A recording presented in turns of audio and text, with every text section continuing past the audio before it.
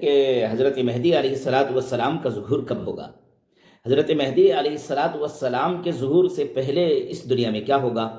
تو ایک time line ہے، ایک حدیث ہے جو اس ٹائم کو بتاتا ہے کہ پہلے عمران و بیت المقدس ہوگا، یعنی پہلے فلسطین آباد ہوگا، غزہ آباد ہوگا، پہلے بیت المقدس آباد ہوگا، پہلے شہر یروشلم آباد ہوگا۔ تو یروشلم کا آدھا شہر تو آباد ہو چکا ہے، یعنی مغربی یروشلم آباد ہے، اور مشرقی یروشلم جہاں پر مسجد اقصی واقع ہے وہ بھی آباد ہے، لیکن اس پر ابھی تک یہودیوں کا، اسرائیلیوں کا مکمل تسلط نہیں ہوا ہے، اور اس کی پوری کوشش جاری و ساری ہے۔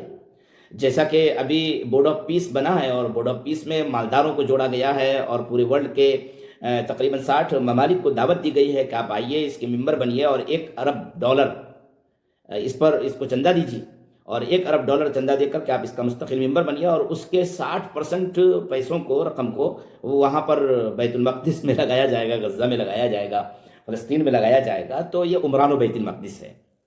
عمران و بیت المقدس پہلے واقع ہوگا، اور عمران و بیت المقدس کے بعد خراب و یثرب ہوگا۔ تو خراب و یثرب ایسے ہی تو نہیں ہوگا، یعنی یثرب کی ویرانی، مدینے کی ویرانی، حجاز مقدس کی ویرانی، سعودی عرب میں جنگ، تو وہاں تو امن ہے، حالات بہت اچھے ہیں۔ تو اس سے پہلے کیا ہوگا؟ اس سے پہلے جو ہونا ہے وہ ہونا شروع ہو گیا ہے۔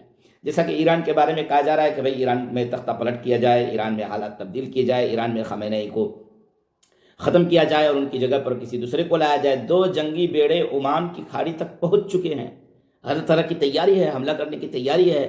نیوز آپ سنیے تو یہ بات بار بار سامنے آ رہی ہے کہ اگلا 48 گھنٹہ بڑا خطرناک ہے، اور بس ایران پر حملہ ہوا چاہتا ہے، اگلے 48 گھنٹے میں ایران پر حملہ ہونے والا ہے، اس طرح کی خبریں آ رہی ہیں۔ ابھی تو اور کلوز ہو رہا ہے معاملہ، اور امریکہ کی طرف سے ہر طرح کی مکمل تیاری ہے۔ تو ایران پر حملہ ہوگا۔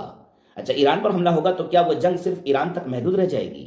کیا وہاں پر کتائب حزب اللہ کھڑا نہیں ہوگا؟ کیا وہاں پر حوثی کھڑا نہیں ہوگا؟ کیا وہاں پر اور جو دیگر اس کے پراکسیز ہیں جو ان کے لیے وہاں پر جنگیں لڑتے ہیں، کیا وہ لوگ کھڑے نہیں ہوں گے؟ کیا حالات دیگرگوں نہیں ہونے والے ہیں؟ کچھ لوگوں کو تو خود امریکہ اور اسرائیل مل کر کے کھڑا کرے گا، پورے مشرق وسطیٰ میں جنگ پھیل جائے گی، بحرین میں جنگ ہوگی، متحدہ عرب امارات میں جنگ ہوگی، عمان میں جنگ ہوگی، آپ کا سعودی عرب میں جنگ ہوگی۔ یہ جنگی حالات جو ہوں گے اس وقت شیعہ سنی کی بھی لڑائی وہاں پر شروع ہو جائے گی، بہت ساری چیزیں وہاں پر پیدا ہو جائیں گی، اور پیدا ہونے کے بعد پھر خراب و یثرب ہوگا، حتیٰ کہ مدینے کے گورنر کو مار دیا جائے گا، شہید کر دیا جائے گا، قتل کر دیا جائے گا، اور حضرت مہدی علیہ الصلاۃ والسلام وہاں پر ہوں گے، اور وہاں سے پھر وہ منتقل ہو کر کے تشریف لائیں گے مکہ، اور وہاں پر بیت کا پورا نظام ہوگا۔ خیر، اس موضوع پر جو احادیث آئی ہے اس کو بھی ہم بیان کرنے کی کوشش کریں گے۔ تو ہم ابھی اتنی بات بتانا چاہ رہے ہیں کہ عمران و بیت المقدس پہلے ہونا ہے، اور عمران و بیت المقدس ہونے کے بعد خراب و یثرب ہوگا، یعنی یثرب کی ویرانی ہوگی۔